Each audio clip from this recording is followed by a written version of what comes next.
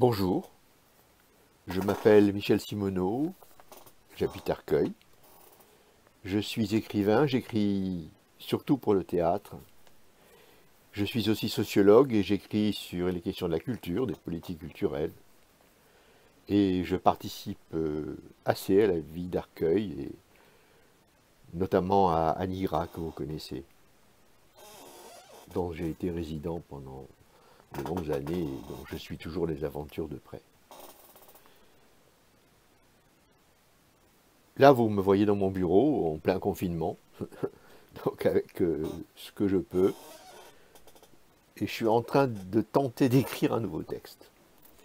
Voilà, et ce n'est pas facile d'écrire, contrairement à ce qu'on peut croire, en période de confinement. Se concentrer n'est pas facile. Bon, mais je tente.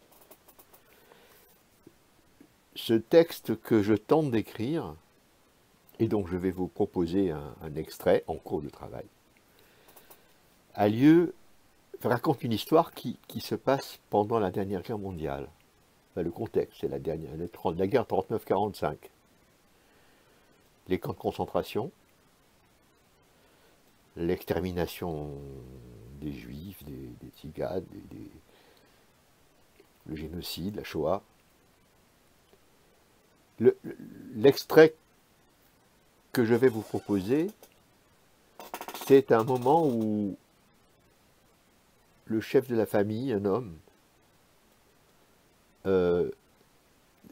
vit dans la clandestinité, doit protéger sa famille et veut des faux papiers pour survivre, pour échapper aux rafles. Voilà.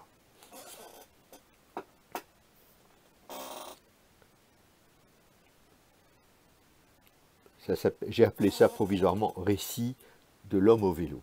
Voilà. L'homme au vélo a écrit l'histoire. 1942. 7 km et demi. En vélo.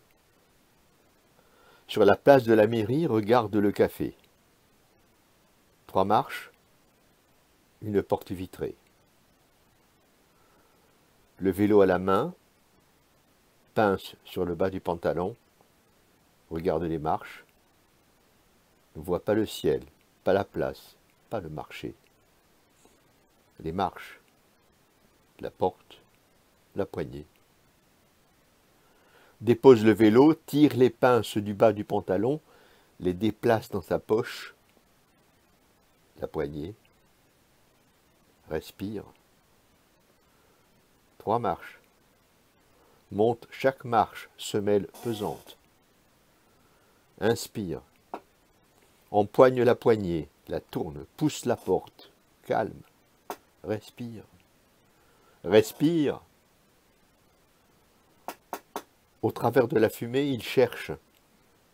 Dimanche, jour de marché, on lui a dit « L'homme est là chaque dimanche, au fond, béret et moustache. » Au fond, seul, assis, un homme, béret et moustache.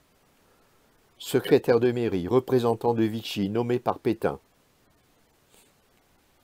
L'homme sans son vélo, sans ses pinces, avance entre les cigarettes, les verres.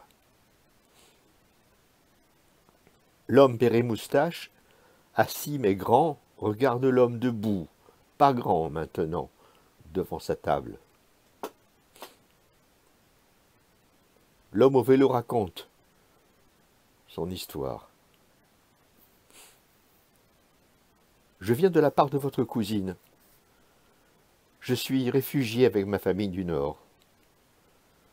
Ne pas faire demi-tour, ne pas me sauver. L'homme béret moustache dit « Pourquoi venez-vous me voir ?» Silence. Dans la fumée des agriculteurs. Je dis « C'est un peu compliqué. Y aurait-il un endroit plus discret ?» Son regard immobile sur moi, il m'emmène dans un coin isolé.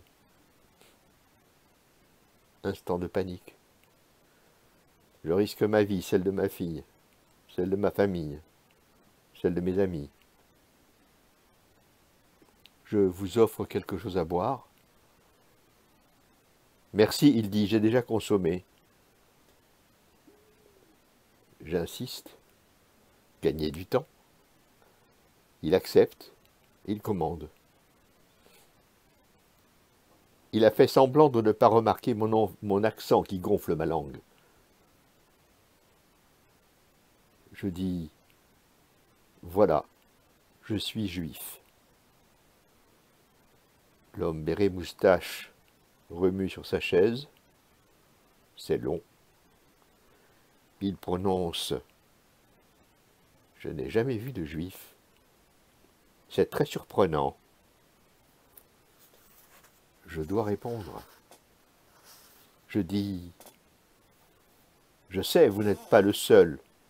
Nous sommes persécutés par les Allemands. Il y a des rafles. » Il dit « Pourquoi venir ici vers moi? Un grand risque. » Je dis « Si vous voulez m'aider, je vais vous dire comment. » Mon accent se dilate, prolifère dans la fumée. Je dis « Je suis venu vous demander de me fournir une carte d'identité à un faux nom. »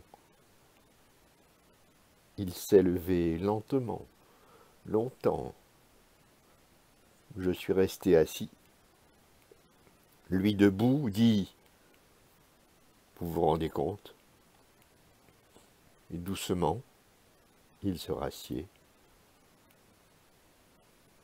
Je dis « Oui, je sais. » Il dit « Quel est votre nom ?» Je le lui dis. J'articule mon nom. Aucun doute sur mes origines. Il dit « Je n'ai jamais eu de contact dans ma vie avec d'autres gens que les gens d'ici. » Alors je lui dis la fuite, les événements terribles. Il écoute, les yeux fixes. Il a voulu répéter mon nom. Il n'a pas su. Il dit « Vous me demandez une chose ahurissante, dangereuse pour moi. Dangereuse pour vous? Je dois réfléchir.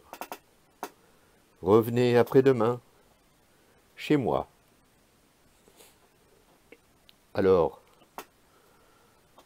l'homme au vélo reprend son vélo, ne dort pas durant 2 jours.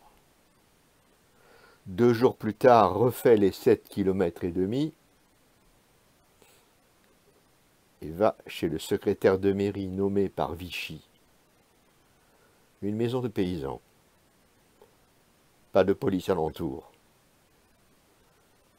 Il m'a ouvert, regardé la rue, n'a pas su prononcer mon nom.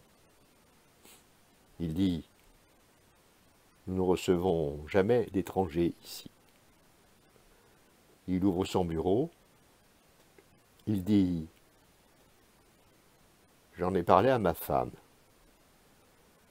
Il m'a demandé quel serait mon autre nom, prononçable cette fois.